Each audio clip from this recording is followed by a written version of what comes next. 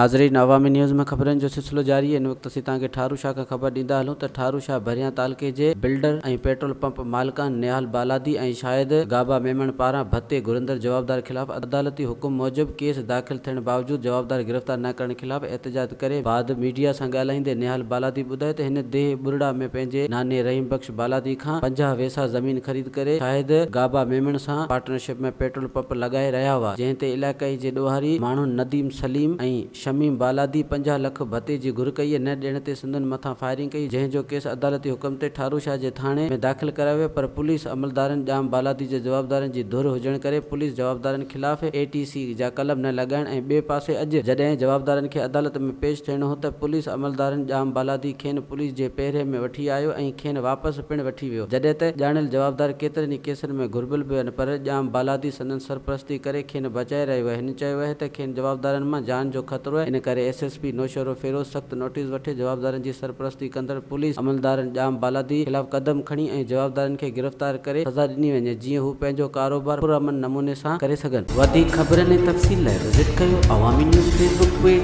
YouTube page ऐं अवामी news website.